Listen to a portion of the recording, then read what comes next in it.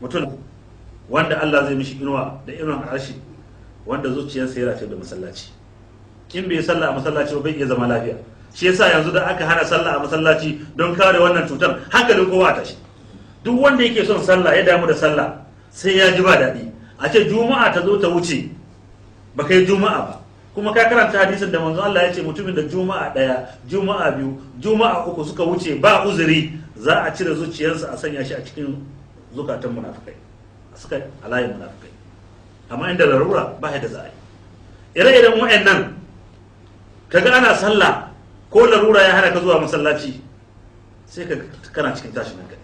Shi yasa muke ƙara kira, inda za a buɗe kasuwa, inda za a buɗe banki, in za a buɗe irin wurare da za a je don neman abinci, masallaci ma a buɗe.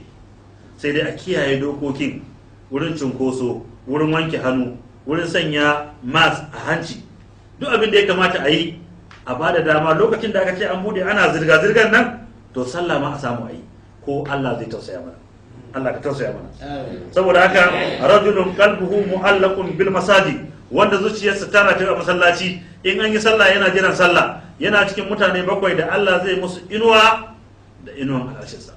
Idan ya yi sallah a masallaci na magariba, yana jiran lisha, yana zaune da alwalansa, yana istighfari, mala'ika na tsaye a kansa yana ce Allahumma ghafir lahu warhamhu, Allahumma ghafir lahu warhamhu.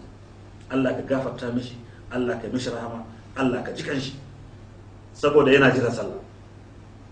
Sallah babban abu ne.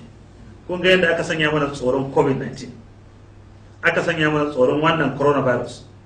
Ina ji mana tsoro kada abin ya wuce, ina maimaita wannan magana, ya zama wasu daga cikin 'yan uwa musulmi 'yan boko su kasa zuwa masallaci, su duka kyaman yin sahu tare da mutane, ko da ciwon ya wuce.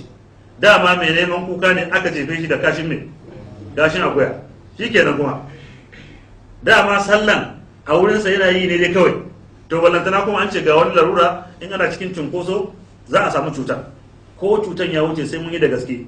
Sarkin malamai sai an tashi an yi ta wa'azi, sai an yi ta wa'azi akan sallah, saboda shine farkon abin da za a yi wa bawa hisabi a ran tashin kiyama. In yayi kyau, sauran ayyuka su yi kyau. Allah ya samu dace. Amin.